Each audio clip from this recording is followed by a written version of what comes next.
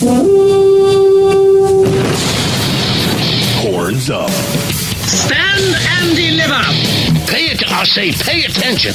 News from across the NFL and the Minnesota Vikings in association with FightFans.com. With your hosts. Like I picked the wrong week to a drink. The Lockstar, Al Hiro. Did you eat a lot of paint chips when you were a kid? Why? And Jason, the Beast, Barham. They think he's a righteous dude. That was awesome. Oh, boy, is this great!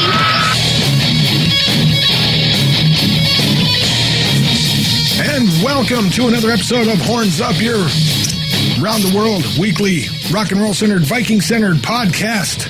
Back at you once again with another episode of Around the Horns Up. We like this format, so we're sticking to it, damn it. It's been a wonderful week 12 in the NFL. We had a Thanksgiving, we had a Packer loss, we had a Vikings win, we had a lot of food, a lot of good times. I don't think it can get much better than that, but it can because we got two awesome guests with us tonight. Of course, I'm Al the Lockstar Hiring with my co-host Jason the Beast Barham, and we've got with us tonight, as you've heard a couple times on this show before, Arif Hassan here to give his viewpoints on things. How are you doing tonight, sir? I'm good, man. How are y'all?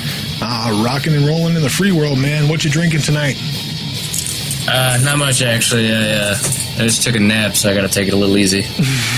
Oh, Not don't the get coffee. too crazy over there. Sit it down. Wednesday night, getting crazy. Right.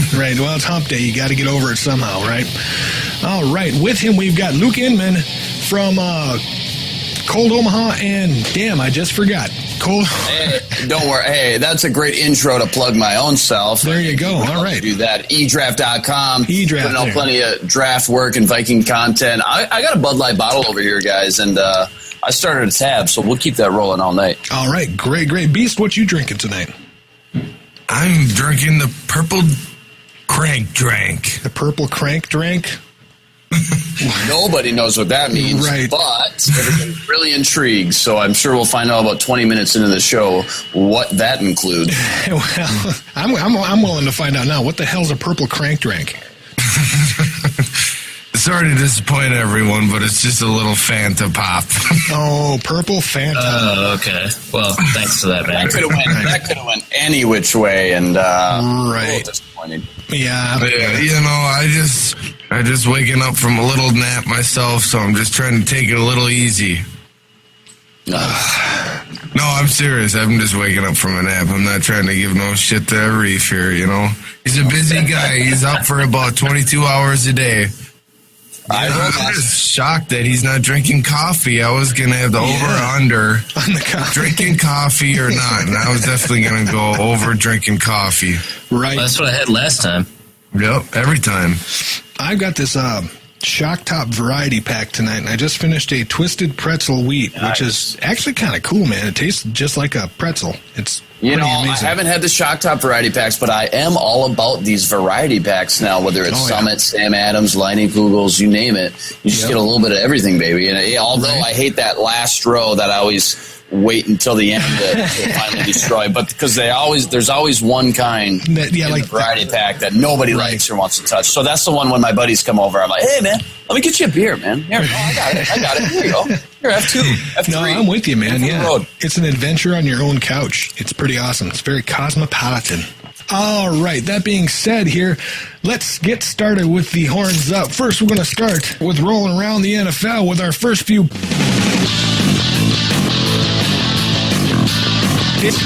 Week 12 brought its normal array of ups and downs and surprises, and we're going to hit on a few of them here. The ones that affected us, or at least surprised us, or at least, made us at least pay attention. Because, you always got your snoozer games. I mean, did anybody really care about Chiefs and Bills? Don't care. Saints and Texans. I thought it was a great game, man. Yeah. Saints, Texans. Yeah, Saints, Texans. Yeah. That was a yawner, yeah. All right. But that being said, let's focus on the ones that were interesting, or the points that were interesting. The Skins were the only team in the NFC East to win last week, and that has made the NFC East muddy waters, and we're not talking about the really cool blues singer. No, not the good kind. we're talking about, once again, the NFC East is a roiling mess, and it's almost impossible to figure out who's going to come out on top. So we're going to start with Arif. Sir, you're up first. You got 30 seconds. Who do you think is the team to beat, the team to make that division win in the NFC East, and why? I mean, every answer is going to be a sad answer, but I'm going to have to go with the Giants. I still kind of don't trust Kirk Cousins. His numbers are good against bad defenses, and, they're tied to the Giants in terms of record. The Redskins have, of course, the tiebreaker, but that'll change as the season goes out. I think the Giants overall have more team quality, got a better quarterback, got a better receiving core. The only area where I think the Redskins have an advantage is pass rush, and that's not going to be enough for them to win out the rest of the season and take over against the Giants. I'm really rooting for the winner of the NFC East to have a losing record by the end so that we can have another losing record team in the playoffs. There we go. All right. Just in before the bell. Nice answer. I like that. I like that little wish at the end there. It's like the anti-holiday wish. Grinch. Arif, the Grinch, Hassan. All right, Beast, you're up next. What do you think is happening with the NFC East situation? It's a shit show. That's what it really is. It's what it's down to, and that's what it is, How could you honestly go against the Giants? This is just destined to be the Giants division right here. Like Arif said, he's hoping to have the team finish with a losing record. That I'll go with that one also. And I wouldn't be surprised. Well, I'm not going to go that far, but it just seems like something the Giants would do would be to get a playoff win after all this mess of a year. All right. Okay, that's a valid point. That's a valid point, too. Let's see. Luke, your take. Go.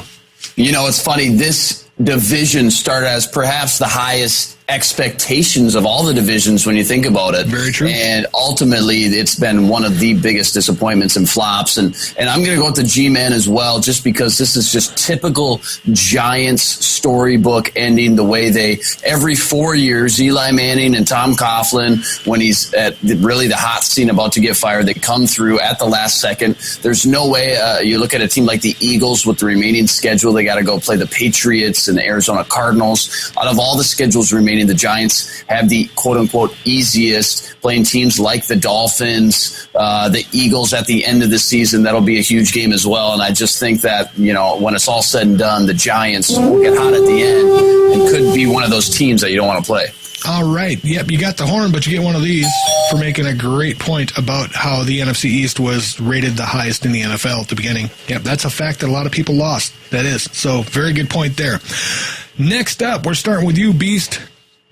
Backup quarterbacks are making their mark, especially when you're talking about guys like Osweiler and Hasselbeck. Now, are we seeing great teams that were limited by their quarterbacks who were considered great, or are we seeing quarterbacks who still are pretty great, but their teams are being inspired by playing for somebody else? I think their teams are inspired by playing with somebody else, because obviously you look at Dallas, you couldn't get no one in there. Castle wasn't going to do shit for him. You can't get blood out of the stone, man. Whedon, he's out of the league now. Mm-hmm. I mean, that offensive line, they should have been able to at least win one game that way. But then you look at Denver. I think they're inspired in Denver playing under Brock, because they know what they got there, and a defense there, and a solid team like that. They just need that offense to click, and it's just the momentum's going in the right direction right now in Denver. All right. Good answer. And to you, Luke, same question. Yeah, I think each case and scenario is going to be a little bit different. But when you look at a guy like maybe Brock Osweiler, I think there's no question Peyton Manning was definitely nearing the end of his career and definitely was holding that team and offense back. When you look at the actual offensive play packages, schemes, and play calls that they were limited in calling with Peyton Manning under center, really pistol and shotgun only. The fact that Brock Osweiler got under there and got under center, and you saw a little bit of life with C.J. Anderson in the running game, I think that case in the Denver Broncos, I think Peyton Manning, as crazy as it is to say, was holding that team back. There you go. 6'9" of Brock. Or is it 6'10" now? Right. That's a tall dude. That's a tall dude at quarterback. Arif. I know, I swear they kept adding more inches to that guy. I think he's 6'6.5". No, Joe, I think he's 6'6.5". I don't know where the 6'7", 6'8" stuff comes. 6'15", something like that. Right. I don't know. Yeah. All right, Arif, you're up.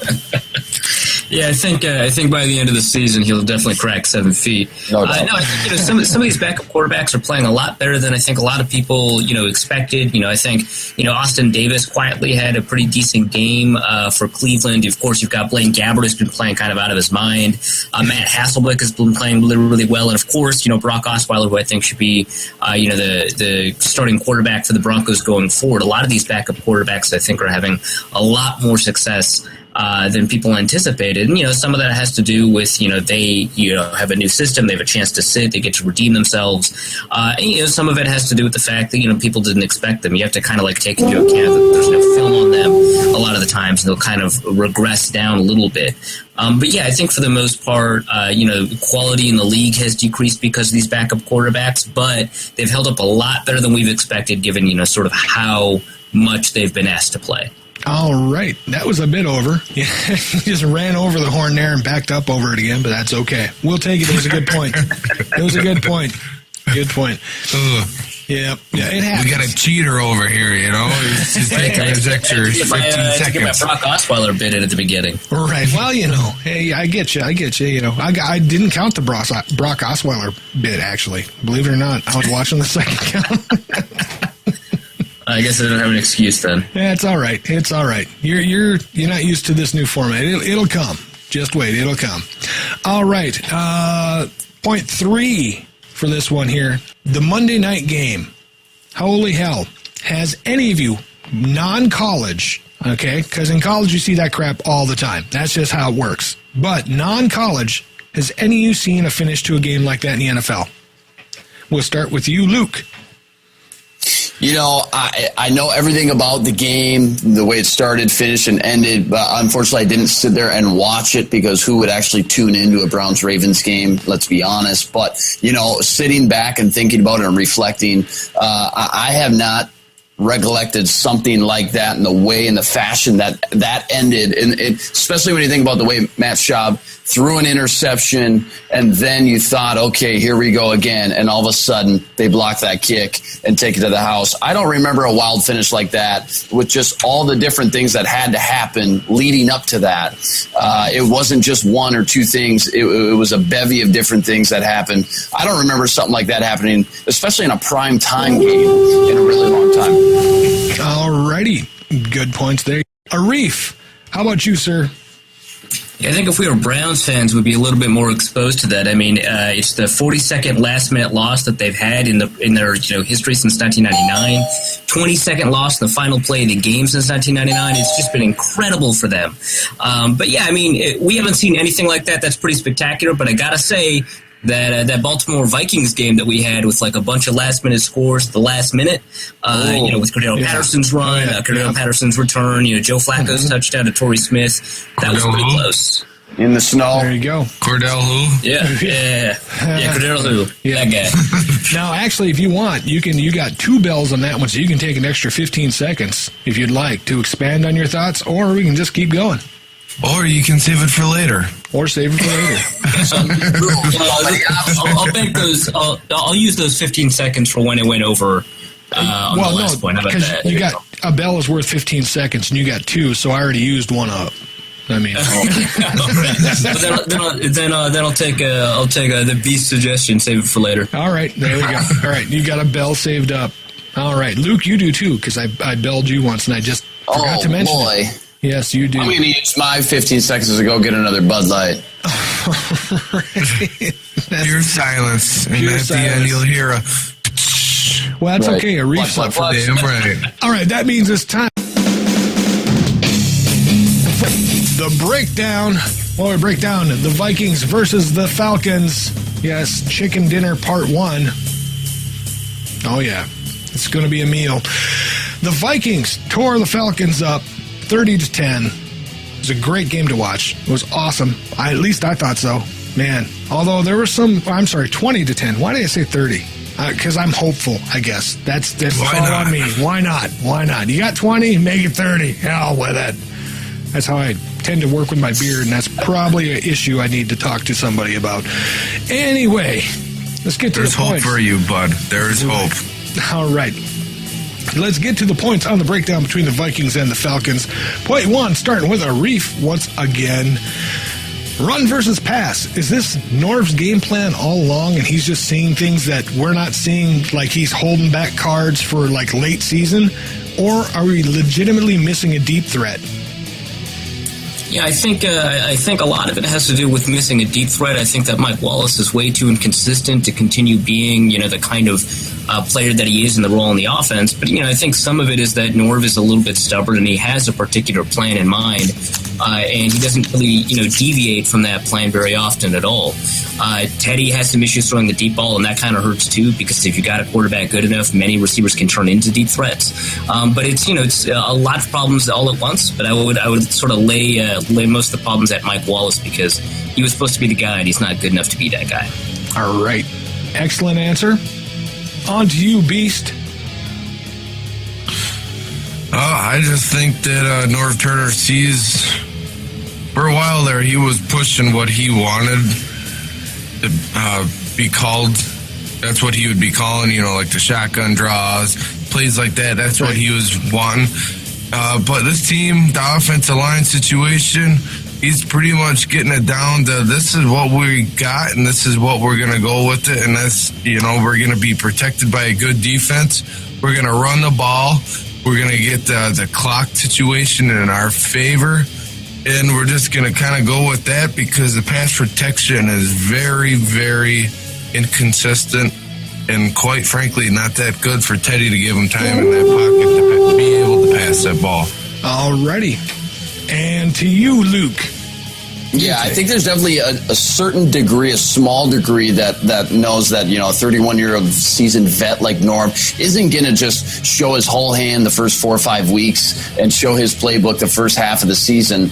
But there's certainly a degree of this in a larger facet that guys just aren't getting open deep down in the intermediate and deep portion of the field. And that's the biggest problem when you combine that with an offensive line that simply isn't getting Teddy enough time to even have the time to look downfield and progress through his first, second, and third reads and deeper routes. It just makes for a combination that says, why fix the thing if it's not broke? Let's continue to play it safe and give it to the best player on the team on offense, and that's Adrian Peterson. All right, there you go. All right, you cashed in your bell. That's good. All right. Point. Touché. Yeah, it's all right. It's okay. It happens. Point 2. You can take it with you, Yeah, right. Yeah, might as well spend it here. All right. Point 2, we're starting with you, Beast. With how with how effective the screens were last week for us against a very tough Atlanta defense, will we see more of those screens, and why haven't we seen them appear until now? Quite frankly, it's against a team that's really aggressive on the pass rush and blitzes. When you see a team doing that, that's when you call them quick screens. Because if you call it right and you get them 2 or 3 coming from that side, you got quite big of a great hole and a great line for your linemen to keep blocking down the field. I think that's taking advantage of it. All right. At the bell again. And you're listening. I'm gonna take one to the bank because I feel like I'm gonna get one later on. That's confident. I'm taking a loan out on a 15-second one here. Taking a loan out. All right. Okay. I think it'll be another week where we see some screens with McKinnon in there because of the aggressive defense. They're gonna try and bring it home. They know we got a weak offensive line, so they're gonna bring a lot of blitzes. So I'll look forward to see some more screens in the game plan this week. All right. There you go. Double horned you. You better cash one in good later, son. Reef, your take on it. Yeah, I think some of it, I just mentioned that Norv Turner has been a little bit stubborn, and I think that's part of the reason we haven't seen it up till now. I mean, he doesn't really like the short game. He loves the intermediate game. He loves the deep game. And, you know, for a while the Vikings thought that they could just rely on their offensive line. Instead, you know, like Jason said, you can take advantage of some of the aggressiveness of the defense and, you know, maybe see if Adrian can catch the ball. And, you know, the wide receivers that the Vikings have are all very good at wide receiver blocking, even, you know, Mike Wallace. And so it was time that they, you know, put those screens into play, especially because, you know, the linemen that the Vikings have, as bad as they are in pass protection, are really good on the move. I think Norv's just adapting. It's just slow. All right. I'm not sure if we cash that one in or not. We'll have to see. Okay. Point 3, starting with... who do we start with last? We started with Beast, right? Yeah. Luke. Yep. Point 3, starting with Luke. Exum and Blanton had to step up, and they did a remarkable job. However, was it all them, or was part of that job that they did Rhodes being glued to Julio Jones all game? Well, I think there's no doubt that the job that Xavier Rhodes did on Julio Jones, one of the best, if not the best receiver in the league, certainly helped out guys like Exum and Blanton in the back. And I think more so when you just look at Mike Zimmer's defense and what he's done this year, anytime a big name goes out, whether it's Sharif Floyd, Anthony Barr, Eric Kendricks, Harrison Smith, it's just next man up. And it not only shows the depth, but it shows really the continuity and the chemistry that Zimmer has built on this defense, that it's not about one guy, it's about the total team effort and the way they play together. And I think that, more than anything, spoke volumes the way they shut down Julio Jones in that offense to really just 3 points besides that garbage touchdown at the end. All right. Okay, you went long too, so your next answer better be really Put it in awesome. the bank. Put it in the bank. All right. Go to the bank, boys. Arif, your view on Exum, Blanton, and Rhodes. Well, I thought Exum did a fantastic job, but I think that his job was made a lot easier by Rhodes. I think Luke's right that the performance that Rhodes put forth against Julio Jones is pretty astounding, and it allowed Exum to be a bigger force than one game. It's made the zone that he had to cover a lot smaller, and it also simplified the reads that he had to make. So, yeah, I think they both played pretty well, but I think that Exum doesn't play nearly as well without Rhodes. As for Blanton, I thought, you know, he had a mixed game, but, you know, he benefited from Rhodes as well. Nice. Very succinct. You got it in on time. Look at that, guys. Take an example from Arif here, people. Take an example. It's the first time I've been succinct in my life. All right, so we've broken down the Atlanta versus Minnesota game. Now it's time to take a look forward.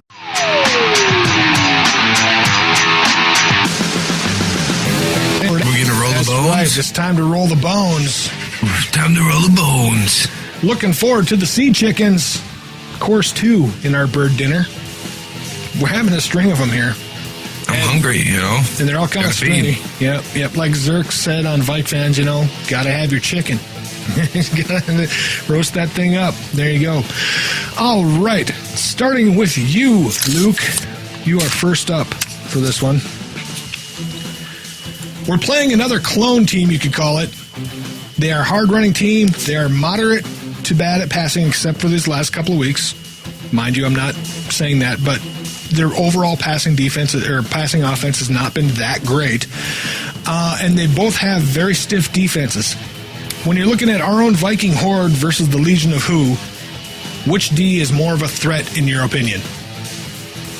Well, I think there's no doubt statistically right now, and just giving their personnel, that the Vikings defense is playing better on a consistent basis. I know anytime you go to the Super Bowl, you get the target on your back like the Sea Chickens have right now. And they've gone through a lot of adversity and roller coaster type seasons, giving the shuffling they've had to do on both the offense and defense side of the ball. Saying that, again, I think the Vikings giving up the second fewest points in the league, that shows that and week in and week out, they are playing more consistent defense right now. And I think, again, when you look at the defensive play, every week it's a different guy leading the way, whether it's a Chad Greenway pick 6 in San Diego, Anthony Barr's performance last week, Harrison Smith 1 week, Linval Joseph 1 week. It's not one guy, it's everybody, and everybody gets a little bit of the spotlight from week in and week out. Alrighty, there we go. All right, to you, Arif. I think something that everyone's discounting is that Seattle's pass rush is excellent, but I think that Luke is right that they're just a more inconsistent defense and they've got more holes. I mean, the Vikings may not have as powerful of a pass rush despite how many good players they have on the defensive line, or a player like Richard Sherman, but I think they just have fewer weak players like Kerry Williams or Deshaun Sheets. So I think that the Vikings defense is actually better going into this game. It's more diverse and it's more consistent, and it can stop the run a little bit better. Nicely done, sir. All right, Beast, you're up on the clock. I think Seattle has proven, because they've obviously been there the last 2 to 3 years at a high level on that defensive side of the ball, but I give us the push on the coaching philosophy on our side for our defense. But, their secondary is really still good against the pass. Obviously, they're getting better. They had some issues early on in the year. And I think deep down going forward, it's going to be in our favor because we're the underdogs, and I have better belief in our coaching staff than what they have right now. There you go. All right, on to point 2, starting with Arif. We're back to you again, sir. Is Seattle success? Well, actually, you know what? Let's not just focus on Seattle here. When we consider Russell Wilson playing awesome the last few weeks, or last 2 or 3 weeks here, versus the doubts about Teddy, do you think that this has the potential to be a turnaround, showdown game between the two with Teddy rising to the occasion? Or do you think that it's going to be another Viking grind it out, rush it out win? I think the Vikings want to grind it out. I think that even if Teddy is playing really well, they just want to reduce the number of possessions, let their defense win the game, and reduce the number of mistakes that a team can make. Because if you're relying on your quarterback to win at the end of the game, it means you're in a close game and you're behind. So I think that Russell Wilson is playing a little bit better. You have to worry a little bit about maybe Teddy's style of play, but I think that Teddy can win it out. I just think that they would prefer to win it with their defense in the running game. All right, on to you, Mr. Beast. Pretty much the same exact answer that Arif gave. I feel like they're just going to try and run the ball, look for Adrian Peterson to run aggressively hard and punishing, to make these Legion of Doom a Legion of Little Boom Boom. So okay. We'll see what we got going on here, but what your topic of Russell Wilson against Teddy, I don't think it's going to be like that. I think Russell Wilson's stats will be better than Teddy's at the end of the day. But I think the coaching staff will take that because that means we shut down their running game and made them one-dimensional. All right. Okay. On to you, Luke. Yeah, I think first you got to give the Seahawks offense a little bit of credit and spotlight because they've come alive with 100 points in the last 3 games, posting 336 yards last week and 39 points. That was the most they put up in any game all year, and all of a sudden they're above 500 for the first time and into a tie with Atlanta for the NFC's second wildcard spot. But more so on the Vikings end, this is the way that this team was built from day one when Mike Zimmer and Norv Turner showed up.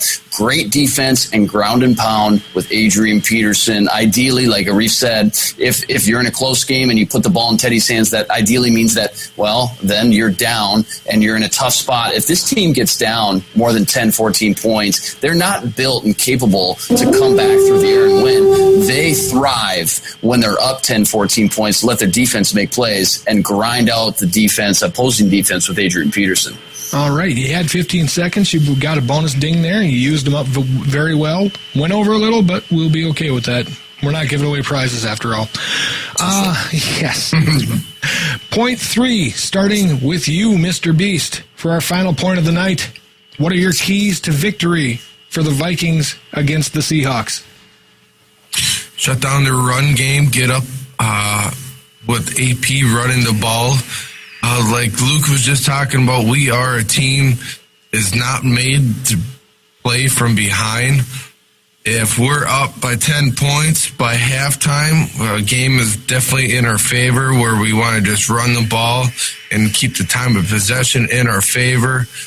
If we cannot stop the run against Seattle, it's going to be a rough day for us because even though Russell Wilson and his wide receivers, they don't have a lot of talent there, Russell Wilson has the knack of being elusiveness enough to make them plays down the field and keep the plays going and the drives going. So hopefully we can just stop him and just stop the damn guy, Damn it. God damn it. We went 15 seconds over, 10 seconds over, 10 seconds. Hold on, let me go back to the bank. Bank's closed, too. All right. Bank's closed. Yeah. Bank's closed. You were too late for the blank. You guys suck. All right, Luke, you're up on the clock. Go for it. Yeah, it's just keys again. The keys to victory. Looking back at the Vikings' victory so far, hey, 6 of the last 7, phenomenal, 4 in a row. But is there any premium wins that they've had against higher echelon teams? Not yet. 0-2 against the Broncos and Packers. Still looking for that key premium win. And I think a team like the Seahawks would certainly put them in that category. Don't get out of your element. Stay who you are. Great defense. Limit your turnovers on offense and ground the ball out with Adrian Peterson. I think this game could come down to special teams. You've got Blair Walsh for Steven Hauska. More importantly, since Mike Prefer's joined the team in 2011, the Vikings have scored 10 special teams touchdowns in that span. That's tied for Baltimore for the most in the NFL during that span. That could come into huge play later on in this game. All right. You only got 2 horns on that one. That's okay. Just final points, they happen. They happen that way. All right, Arif, you get to see us out with this one. Yeah, sometimes football's not that complicated. I think the Vikings win if they win the turnover battle. That doesn't necessarily mean interceptions. It could mean, forcing fumbles while making sure that Adrian Peterson doesn't fumble himself, and limiting, explosive plays. The Seahawks' philosophy on offense is explosive plays. So you limit explosive plays when you're on when you're on defense, and you make explosive plays happen. The Adrian Peterson with Stephon Diggs on offense, and I think that's it. That's all you need in order to win. Limit the turnover battle, limit explosive plays, and the Vikings are in it to win it. All right. There you go. That's the keys to victory. We have one more question. Not quite a question, but kind of a question.